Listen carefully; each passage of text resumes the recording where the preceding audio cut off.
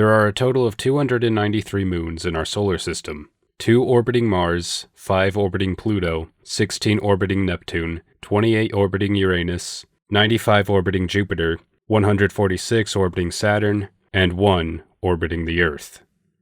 With the sheer amount of moons in our solar system, one has to wonder what secrets they hold. The moons of our solar system have many strange objects, phenomena, and conspiracies associated with them that range from intriguing to ominous. Enigmatic features, possible life forms, and more, these satellites add to the unending questions of the universe. And that's what we'll be exploring today. These are the mysteries of the moons.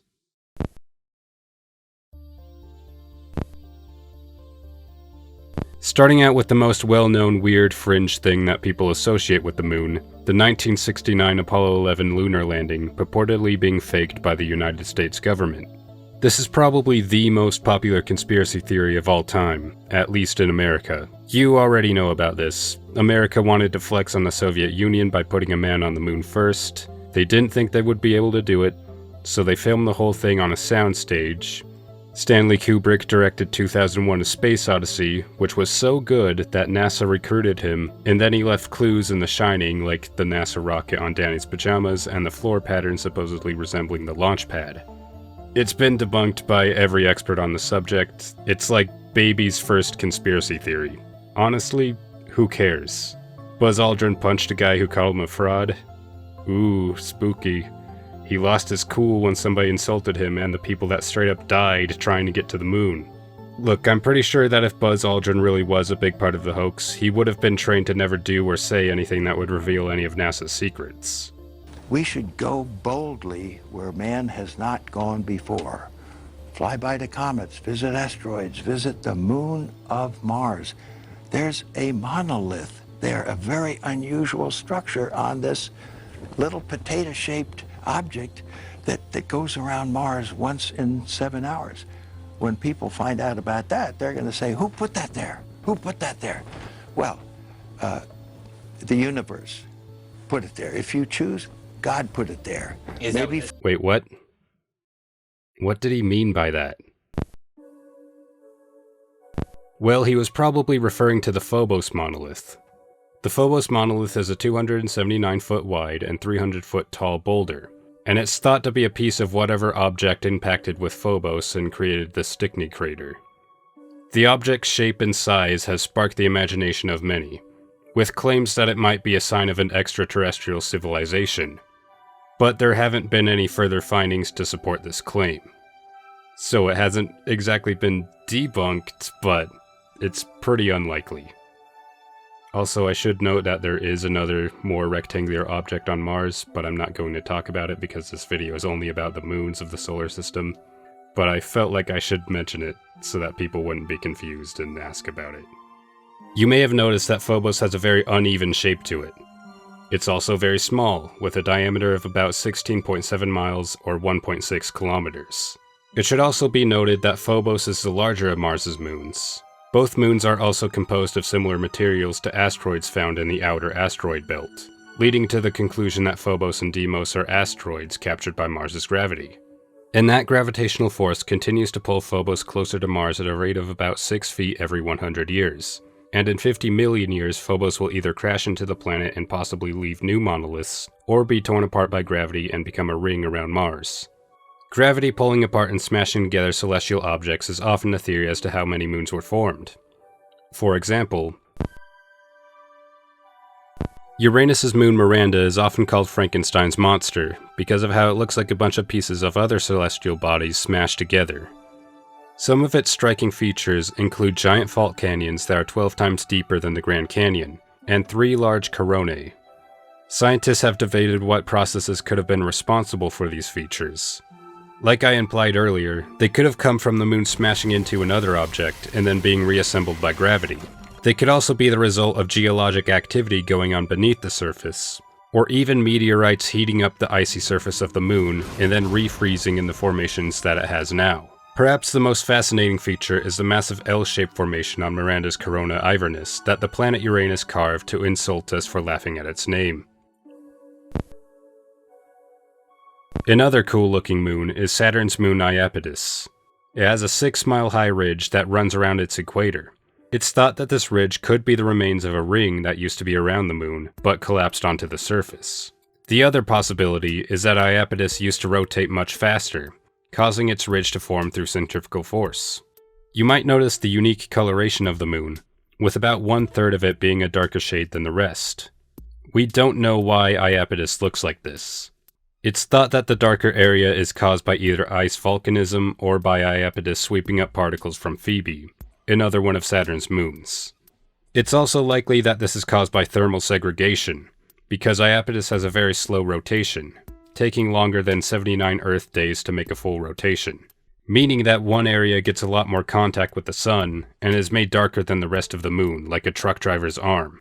And I mean that literally, as Iapetus' surface is composed of biological matter that's very similar to human skin, and it can even get sunburnt. No, actually, I'm just kidding, it has more to do with the melting of ice-like materials. Hey, wait a minute. Am I crazy, or does that kind of look like...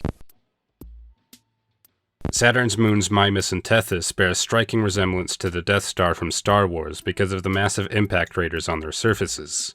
But that's not the only trait that they both share, as the temperature maps of these moons look like Pac-Man. Even Iapetus kind of looks like the Death Star, even more so because of its equator ridge being in the same place as the Death Star's trench. And it also kind of looks like Pac-Man from certain angles, with its light and dark sides. Obviously, these moons existed and looked like that millions of years before either Star Wars or Pac-Man were released, so you might think that they were inspired by these moons. But the thing is, we didn't even know these moons looked like that until after Star Wars and Pac-Man released. So what's going on? Were the looks of Pac-Man and the Death Star subconsciously inspired by dormant knowledge about these moons that existed in the dark recesses of our minds? Is there some kind of psychic precognition, pre-programming connection between Saturn's moons and 1980s pop culture? Or is it just a coincidence? What do you think? Okay, but it is kind of crazy that Saturn specifically has 3 moons that look like this. Wait, hold on. 3 Death Stars. 3 Death Stars. Rearrange them a certain way. Son of a bitch. This was the Death Star. And this is Starkiller Base. So it's big. Here's a question. Just how big can a moon get? Well, if we're staying with Saturn's moons, then the largest moon is Triton, which has a diameter of 3,200 miles, or 5,150 kilometers. But it's not the biggest moon in the solar system. Jupiter's moon Ganymede barely edges out Triton by a measly 75 miles. If either of these 2 moons orbited the Sun instead, then they would be considered planets, because they're both larger than Mercury. Ganymede was actually the first moon to be discovered orbiting another planet, all the way back in 1610 by Galileo Galilei, which led to the discovery that the Earth isn't the center of the universe. Ganymede is also in what's called orbital resonance with its fellow moons Io and Europa. This means that they are in an orbital pattern with each other, where every time Ganymede orbits Jupiter once, Europa orbits Jupiter twice, and Io orbits Jupiter 4 times. This causes them to line up with each other in the same place repeatedly, which makes their orbits more elliptical because of the small gravitational pull that they give each other. On top of that, Ganymede is the only known moon with its own magnetic field. For a celestial body to have a magnetic field, it needs either a fast rotation or strong currents in conductive fluid to create moving electrical charges. For example, our planet's magnetic field is most likely caused by the rotation of molten material in its outer core. But it works differently for Ganymede. Scientists believe that its magnetic field could be created by the melting and freezing of iron around the moon's core. Basically, iron from the liquid core solidifies and sinks towards the solid core, and then melts again. This generates the dynamo process necessary for a magnetic field to exist. This is referred to as iron snow regime theory, but it is still just a theory, because other moons also have a molten core but somehow don't have their own magnetic fields that we know of. Iron snow regime theory could be an explanation of how Ganymede is still able to generate its magnetic field, but we don't know for sure. But what makes Ganymede's magnetic field so cool is that it causes the moon to have its own auroras around its north and south poles. So looking up from the surface of Ganymede, you can see Aurora Borealis, at this time of year, at this time of day in this part of the solar system. But what do you see if you were to look down below the surface? Well, the movements of the aurora, the various salt compounds on Ganymede's surface, and the rocking of the magnetic field suggest that Ganymede has a subsurface saltwater ocean. This means that we're going to get into some astronomical aquatic anomalies. Ganymede's ocean is thought to be buried under 95 miles of its icy crust, and the ocean itself is estimated to be 60 miles deep, almost 10 times deeper than the Mariana Trench. So take everything that I said in the aquatic anomalies iceberg about the vastness of Earth's oceans and multiply it by 10. Ganymede's ocean may be split up into layers of liquid water and ice stacked on top of each other. Because of how the interaction between water and rock is key for the development of life, Ganymede's saltwater ocean may be supportive to living organisms. It's more than likely very primitive life, but my brain can't help but to run wild with ideas of what could be lurking in this vast, dark, sunless sea that holds more water than there is on Earth. Great moon, easy S tier. As special as Ganymede is, it's not the only moon with an ocean. It isn't even the only moon with an ocean that orbits Jupiter. Observations and models made in the early 1970s led to the conclusion that Europa could contain liquid water 10 to 15 miles beneath its smooth surface. Europa's ocean might be even deeper than Ganymede's, as it's estimated by NASA to be somewhere between 40 to 100 miles deep. There's a possibility that some of the water is actually being ejected out of Europa's shell in thin plumes of vapor that reach up to 100 miles above the surface. Scientists believe that this could be caused by chemical reactions produced by elements like carbon, hydrogen, nitrogen, oxygen, phosphorus, or sulfur, meaning that Europa's ocean may be more conducive to life than anywhere else in the solar system, except Earth obviously, possibly even being supportive to more complex life forms. Although the kind of life that would exist in Europa's ocean would be very different to what lives in ours, because they would have to live where there is no sunlight, and would need to rely on said chemical reactions for energy. If we were to find some form of life in Europa's ocean, it would forever change our understanding of what's necessary for life to exist. However, another voyage to Europa is necessary to find out if these water plumes even exist and take a sample for analysis. This would finally confirm the presence of Europa's ocean and give us insight into whether it's hospitable for life. But one moon with water plumes that we know for sure exists is Saturn's moon Enceladus. As we've already established, there are a few moons that are speculated to have subsurface oceans. But unlike them, Enceladus is 100% confirmed to have one. In 2005, the Cassini spacecraft observed Enceladus shooting out water vapor and small particles of ice from fractures in its crust that are nicknamed the Tiger Stripes. The craft was even able to collect some samples for analysis, and this revealed that the plumes are also composed of carbon dioxide, methane, and possibly ammonia, carbon monoxide, and nitrogen gas. But perhaps most importantly, these plumes contain nanograms of silica, which can only be created where water and rock interact at temperatures above 200 degrees Fahrenheit or 90 degrees Celsius. This evidence leads scientists to believe that Enceladus has hydrothermal vents, adding another point to the possibility of Enceladus being hospitable for life. It's also neighbors with Mimas and Tethys. Let's talk about Mimas again, because as recently as this year, some significant speculation began as to if Mimas might have an ocean of its own. Astronomers first started to suspect this back in 2010, when they noticed a strange shift in the moon's rotation and orbit which could be caused by a subsurface ocean allowing the moon to oscillate. If this hypothesis turns out to be true, then it will change what we expect an ocean moon to be because of how small and crater-filled the surface of Mimas is. Mimas' ocean would also be the youngest, being only 5 million years old. The young age of this ocean could give researchers a unique opportunity to examine the potential for the early development of life in a relatively fresh environment. But Mimas isn't actually the first heavily cratered moon to be speculated to have a subsurface ocean. Jupiter's moon Callisto is the most heavily cratered object in the solar system, and like I said, potentially has a secret ocean of its own. It was once called the Dead Moon because of how it looked to lack any sort of geologic activity, until the possibility of its ocean was discovered. However, recent research suggests that its ocean might be deeper underneath the surface than previously thought, or that the ocean might not even exist. Callisto is also the third largest moon in the solar system, just behind Ganymede and Triton. Oh right, we were talking about Triton. Well, it's a good time to bring it up again, because Triton is also speculated to have a subsurface ocean. But Triton is different from the others because it also has liquid on the surface in the form of rivers, lakes, and seas. It's also the only moon with a substantial atmosphere. Its atmosphere is composed of nitrogen. Triton also has its own weather with clouds and rain, and the low gravity of Triton makes it so that the rain falls much slower than it does on Earth, falling at about 3.5 miles per hour as opposed to 20 miles per hour on Earth. The liquid of Triton's surface is composed of hydrocarbons like methane and ethane, but its subsurface ocean is still most likely composed primarily of water. All these factors combine to make Triton the most hospitable place in the solar system, besides Earth of course. Even the liquid hydrocarbon has the potential to support life, albeit life very different from what we have on Earth. Life would also have to adapt to Triton's dense atmospheric pressure, because it's about 60 times more than what we experience on Earth.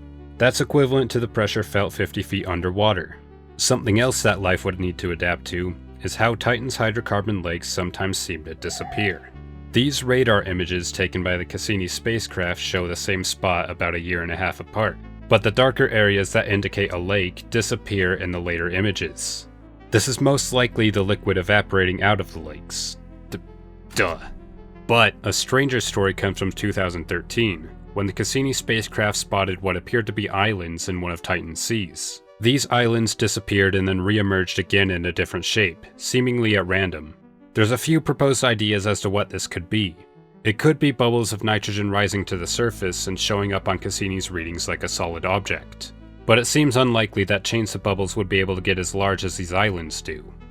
Another explanation is that these islands are floating chunks of porous, frozen organic solids that fall from the sky like snow. Then these clumps float on the sea, like how pumice can float on water for a while before sinking. It should be emphasized that the only way for solid material to float on the liquid is if it's porous like a honeycomb, because the surface tension of the hydrocarbon seas is so weak that most solids would be too dense to float. This hypothesis might also explain how unusually still the surface of Triton's lakes are. They could be covered in a very thin layer of frozen solids. These are only just educated guesses, and we don't really know for sure what these islands actually are, or what causes the absence of waves in these bodies of hydrocarbon. What if it's all the result of alien terraforming technology? I mean, Hey, you know what word sounds like Triton? Triton. The moon that many astronomers call Neptune's strangest moon. Why do they say that? Well, for one, Triton is 200 times bigger than the rest of Neptune's moons combined. Secondly, it also has active geysers on the surface that spew nitrogen gas, making it one of the few volcanically active worlds in the outer solar system. Triton's icy surface doesn't have a lot of craters, and it's theorized that its volcanic activity is capable of erasing them. Its geysers could be linked to a subsurface ocean, but as of right now it's unconfirmed if Triton has one. It would be fitting for the name though. Also, Triton orbits Neptune in the opposite direction that Neptune rotates. This combined with its other oddities have led to the conclusion that it could have been an independent object that was captured by Neptune's gravity. It was possibly a dwarf planet similar to Pluto or Eris from the Kuiper Belt. During this time, Triton may have had a moon of its own that was tossed out of the solar system when Triton fell into orbit with Neptune. They say that nothing is perfect, but one thing stands in defiance of this. Our moon. Like, it's so perfect that it's a miracle that it even exists. Unlike most moons, ours is perfectly round and is the perfect distance away from the Earth for total eclipses. The Sun is 400 times larger than the Moon, and is also 400 times farther away from the Earth, making a solar eclipse on Earth fundamentally different from that of other planets. The gravity of Earth's moon acts as a stabilizing force, and is another factor in what made the Earth suitable for life. Also, if you were to take every planet in the solar system and put them next to each other where they were touching, they would fit perfectly between the Earth and the Moon. We aren't exactly sure where the Moon came from or how it came to orbit our planet, but it's thought that it was formed after an object the size of Mars collided with the Earth. The debris collected together over millions of years to form the perfect lunar body that we call our Moon. But do you know what's imperfect, unlike our Moon? Our Moon. The Moon isn't actually perfectly round. It's thicker on one half than the other, and it has an elliptical orbit around the Earth, and the Earth has an elliptical orbit around the Sun, making the elliptical orbit for a total eclipse rarer than it would be if the Moon and the Sun and the Earth were the same distance from each other at all times. So they only happen most of the time there's an eclipse instead of all the time, although the difference is so small that you can't even notice. This also means that all the planets can't always fit between the Earth and the Moon, because the planets combine to a distance of about 380,016 kilometers. And to make matters worse, the Moon is slowly leaving the Earth at about 1.5 inches or 4 centimeters per year, meaning that about 15 billion years from now, there will only ever be annular eclipses and no total eclipses. But it's okay, because the Sun will turn into a red giant and destroy both the Earth and the Moon before it has a chance to escape Earth's gravity. But perhaps most disappointingly of all, our Moon doesn't even have an ocean. Or does it? In the 17th century, maps of the Moon's surface referred to its dark spots as Maria, the Latin word for seas. Back then it was widely believed that the darker spots of the Moon were actually oceans. We still refer to these spots as seas, even though now we know that they are actually basalt plains. But that doesn't mean that there was never water on the Moon.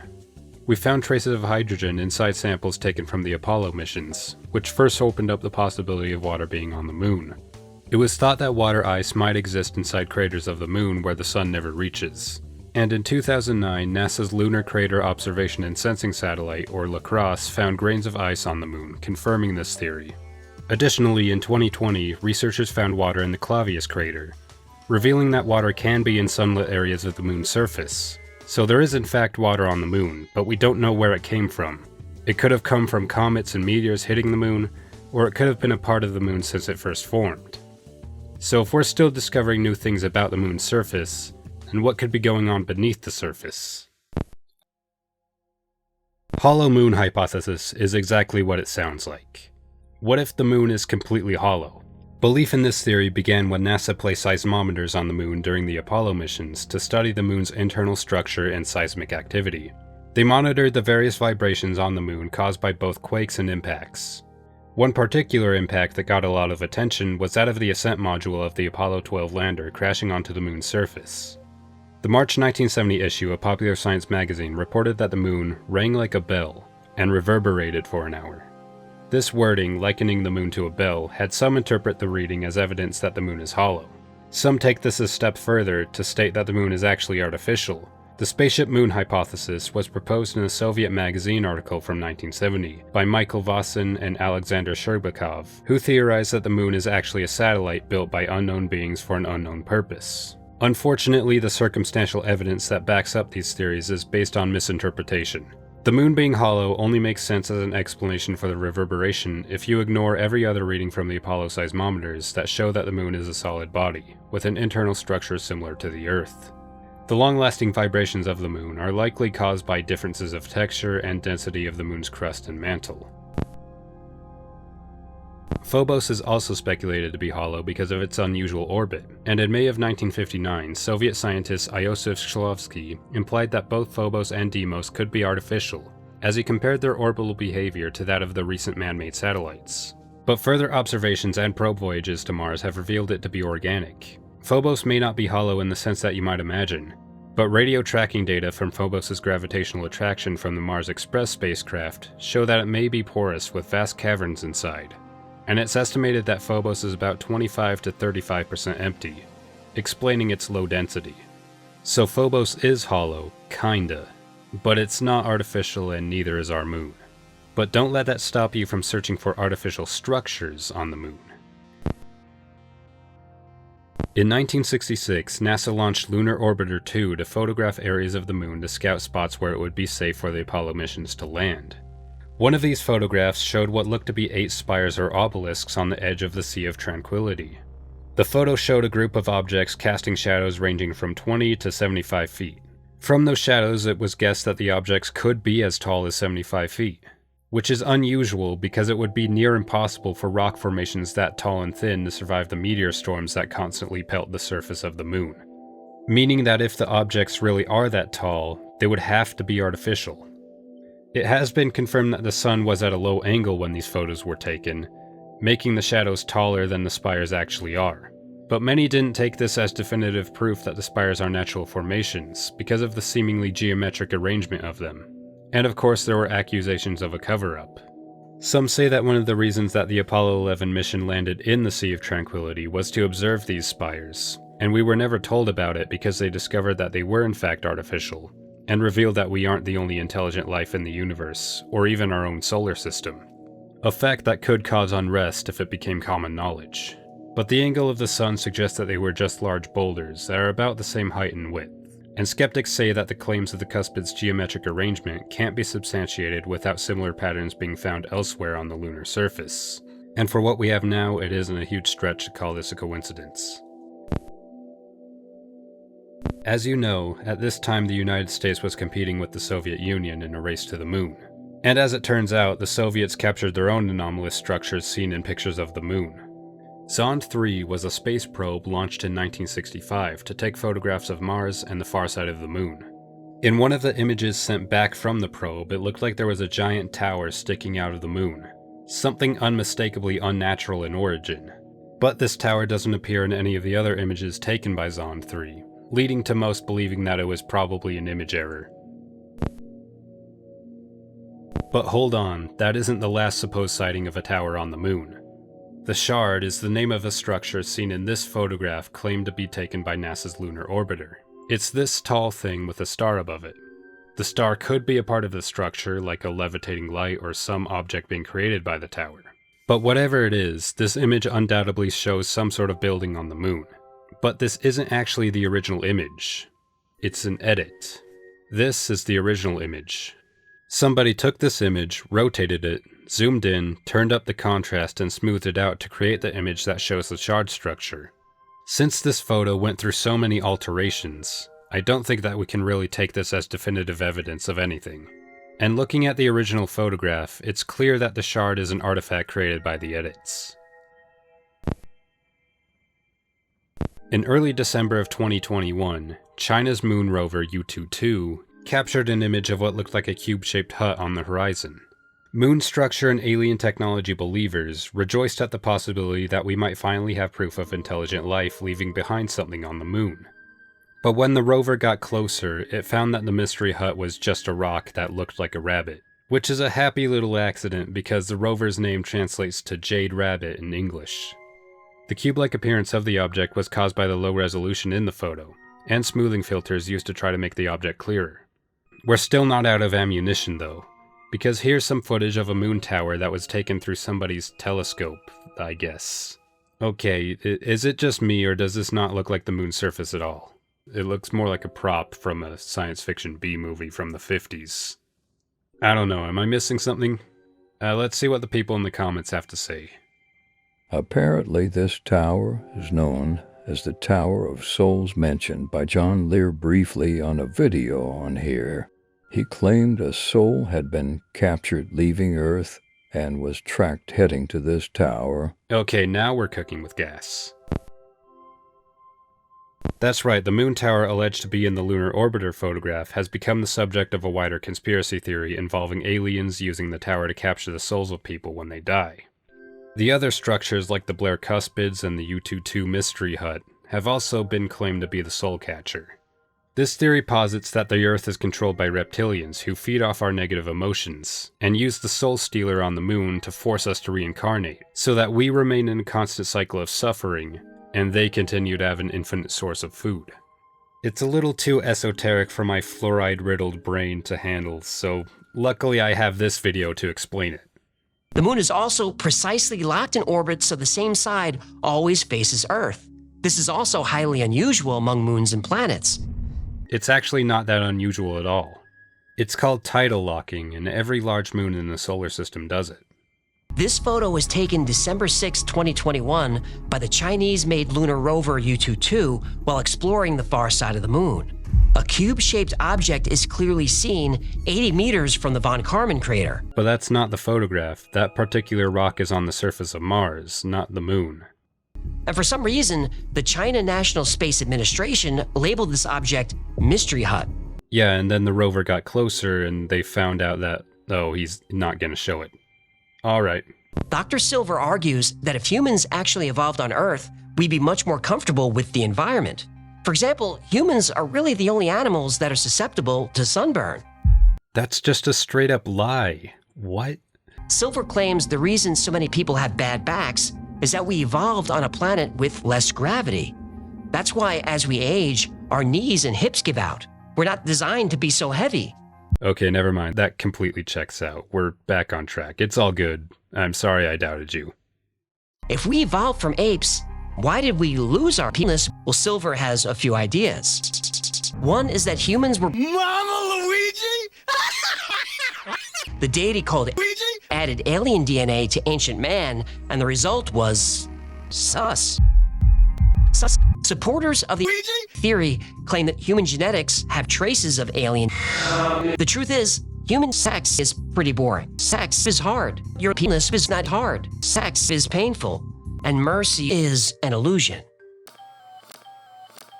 So to summarize, this is sort of like an amalgamation of all the previous conspiracy theories that surround the moon, basically building off them to borrow some credibility.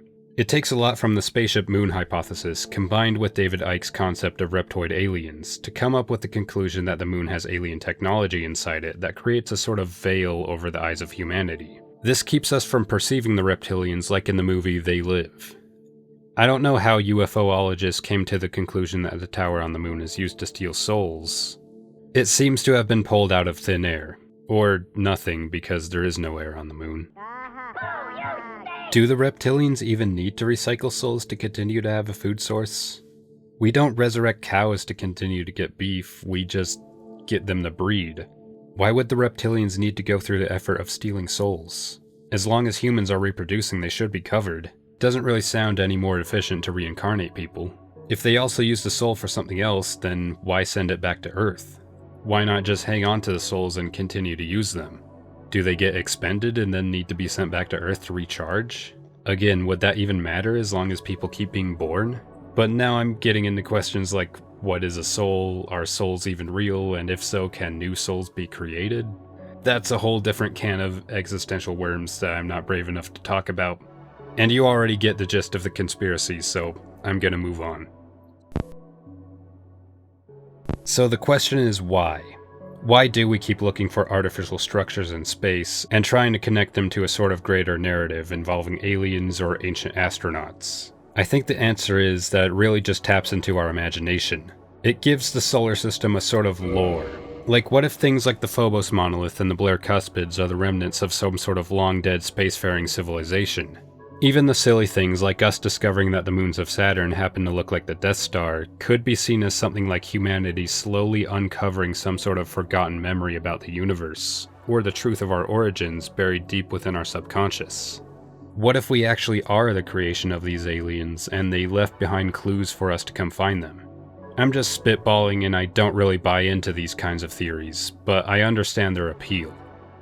I think people really want to connect the cosmos to a grand conspiracy because they erroneously think that without it, space becomes less significant. The lore becomes more about planetary collisions and geologic activity instead of alien societies and cosmic horrors. The fun is spoiled. But what I've reaffirmed to myself while researching for this video is that our own solar system is still endlessly intriguing even without ancient alien pyramids or whatever. Things like the subsurface oceans of Enceladus and the other moons open up so many possibilities of what we think we know about moons of our solar system. I know I keep harping on this, but just think of how crazy that is. There's an entire ocean literally hidden beneath the surface of a moon. There once was a time when no one thought that was possible. There once was a time where we thought these moons were like all the others. And that's not to undersell the moons that don't have subsurface oceans or the potential for life. I joked a bit about the small errors with our moon, but it really doesn't change the fact that the moon being just the right size and distance away from the Earth for it to appear the same size as the Sun is astronomically rare. People can get so caught up in looking for something deeper that they often forget to appreciate the majesties of the universe as we know it. If we were to become some sort of sci-fi spacefaring society with good relations with alien worlds, it's likely that one of the biggest reasons that the aliens would visit Earth would be to see the eclipse. The moon doesn't need to be a reptilian spacecraft to be exceptional. Not just our moon, but every moon in the solar system is the result of incomprehensible forces working against all odds to put them where they are now. And we're just lucky enough to exist alongside them. Billions of years from now, there will come a day where forces of gravity and fusion will destroy these moons and reshape the rest of the solar system. Phobos will collide with Mars, Saturn will lose its rings, and the Earth along with the moon will be torn apart and absorbed by the expanding sun. But before that happens, we have time to continue to search the stars for answers. We could discover life on Titan, or find out about forces of the universe that we didn't notice before, but were always there. Some people might be a little disappointed that a lot of these mysterious artificial structure sightings have more simple and natural explanations than they expected. But I don't think that really takes away from how mysterious space and the moons of our solar system are. Remember that a lot of the things that I described in this video are theoretical explanations for how certain aspects of these moons came to be. Many of the things I described in this video could be proven wrong in the future. I opened up this video with the fact that there are 293 moons in our solar system, and I only talked about a handful of them. This is partly because this video is long enough as is, but also because a lot of these moons don't have a lot known about them. Many of them could just be boring space rocks, but there's a chance that they could possibly have the answers that we're looking for. New discoveries can and will be made about our solar system, and just might change our understanding about cosmic forces, or even the formation and development of life. So we should continue to choose to go to the moon and do the other thing. Unless they really are just illusions created by the lizard people from Orion's belt, then I guess we're screwed.